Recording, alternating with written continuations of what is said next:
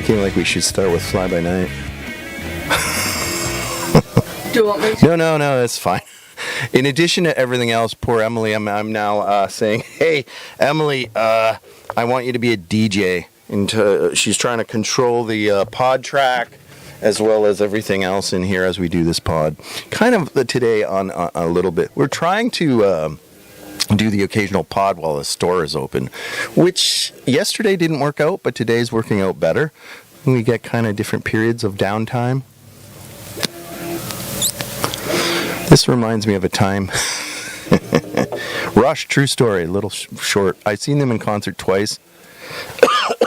Excuse me, puff, puff, pass, pass. I saw Rush when I was 17.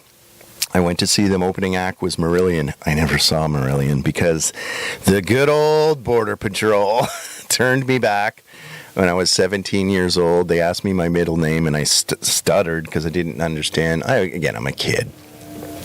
Just turned 17 years old.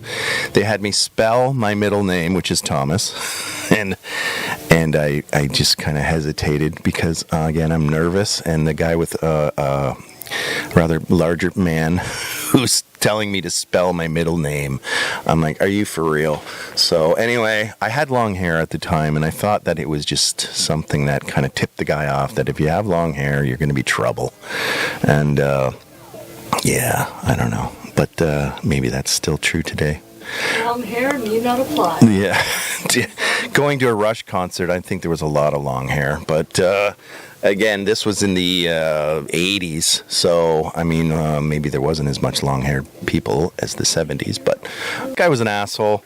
And let's face it, sometimes to work at the border, you're gonna meet your different kinds. I find our border now, like anytime I've come back, is very friendly. I don't know. I haven't been going across the border recently, and I don't plan to at this time. So I don't know. But yeah, when I was a kid, I got hassled and I got detained, and then I got sent back, actually, to Windsor, and had to call my parents, and they came down. I was like practically in tears. The friends that I went, they went ahead and they saw Marillion. I got there as Marillion was just finishing up. They were done, and I was in time thanks to my parents who brought me over the border that I had just been sent back from. Approximately 1 hour later. So sent back on the tunnel bus, and then just proceeded to kind of go over again. So yeah. Anyways, yeah, the good old days.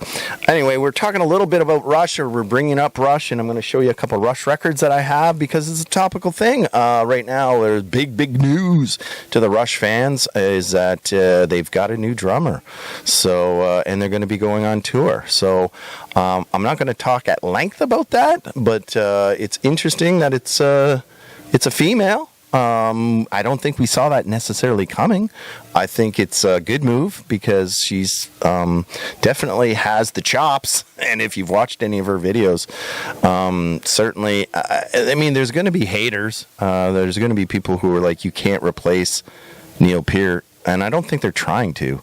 So, I think something about the fact that it's a woman is kind of, I don't know. It just makes it a little more passable in that it's just a different vibe now, and it's we'll see what she brings. I think anybody who's watched her videos, she's a technical drummer who is definitely should be able to learn any Rush songs, or I believe she's already got them all down. Now it's just whether or not it all gels on stage and live. But I would think that Geddy Lee and Alex Lifeson, after all these years, are going to be the ones that they didn't pick her like out of a hat.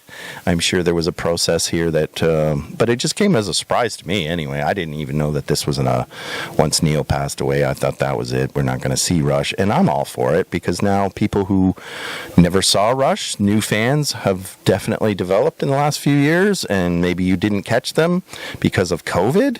That was like 4 or 5 years, boom, that affected things as well. So there was a long stretch there where with Neil Peart's passing that we haven't been able to see Rush, and now we're going to be able to. So pretty exciting, and again, something that I think is definitely I'm all for.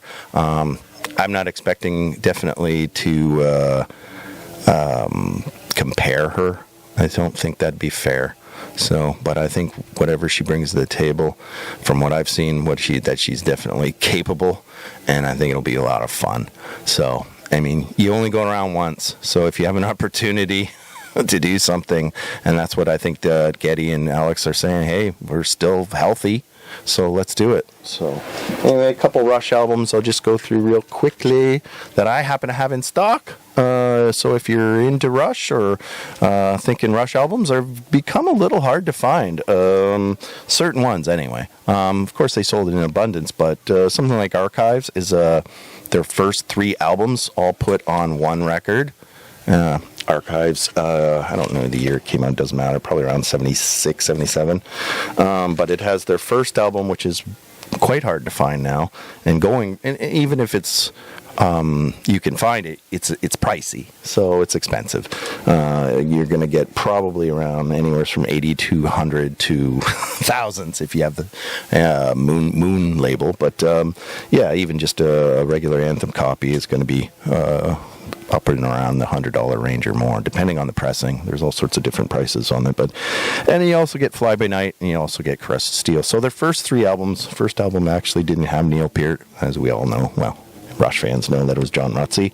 So after he left the band, then Fly By Night came out, and then the rest is history. So yeah, but Neil Peart, we were early on, and that was the first record that I ever bought, was Fly By Night, and the lyrics were one of the big reasons that were like, whoa, this is pretty interesting when, in comparison to, say, some other songs or other music you were listening to that just didn't have near the kind of depth or whatever you want to call it as far as their lyrics go. So Rush Signals is a record that I think lost them some fans. We like it now, but at the time when it came out, I think it was also that had to do with their appearance. It was like, woo, haircuts. So, yeah, that, and then also the introduction of so much synthesizers. It's definitely a synth-based, more or less guitar.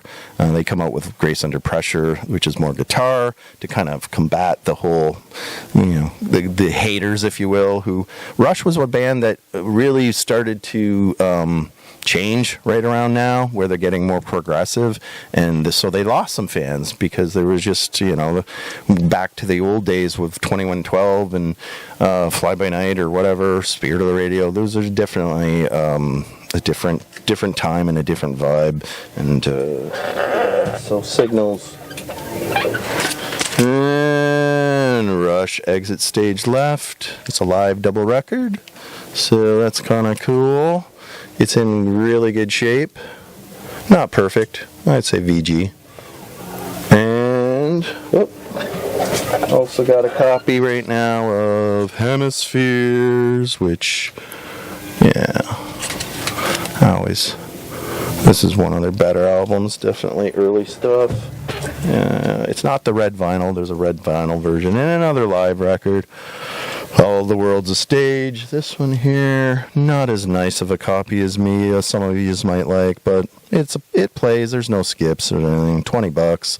Can't go wrong with the price, but it's definitely not in the top shape, and the cover as well. But what can you say? I mean, Rush, new drummer. Wow. It's kind of amazing to me. I didn't see it coming, and so I'm all for it. If you have an opinion of it and you'd like to comment, please do. I'm going to say, Emily, I don't know how we're doing on time. It wasn't as long as I thought. You're 10 minutes. 10 minutes. Short pod. Yeah. All right. So, nothing wrong with that. I'm not going to, the only other Rush story, I mean, I've told a million times that Fly By Night is my first record that I ever bought, which is interesting. Me getting screwed over at the border. That's another one. How many times did you see them in concert? Twice. Both So, in the States, or? yeah, both at Cobo Hall, I believe. So it was definitely. I seen them for the I went for Grace Under Pressure tour and then I seen them again for the Power Windows tour. So I was more like, my age-wise, I didn't catch them when they were like really early on, and so it was an opportunity, and I just kind of got into them a little later than some, just because I was, when they first came out in 1975, I was 6 years old, so wasn't really listening to music. But by the time I turned 13, 14, 15, in that range, I was starting to get into music, and definitely Rush was one of the first bands as a Canadian, of course, and then just the school people, fellow schoolmates, if you will, were into them, and so I was just sort of drawn to them because of other kids were listening to them, and people were talking, because back then there was no internet, right? So you sometimes leaned to whatever your friends were into, and because Rush was never a band that came out. I would say they never benefited from their looks wise. They weren't like a band that in the 80s, when, let's say, Duran Duran comes to mind or something, where you were making videos and based on your looks and whatnot, you became more and more popular. Rush never necessarily had that for them. They were a thinking man's band, and a band that definitely, it's kind of interesting. Some of the jokes or some of the thing is that Rush is a guy's band and that no women like Rush. I don't think that's true at all. Definitely there's more men that prefer them, but that's what's sort of ironic about them getting a female drummer. But maybe that'll bring some of the ladies out to the concerts. Who knows? Anything goes, right? The phrase that pays is caress of steel. Stay groovy.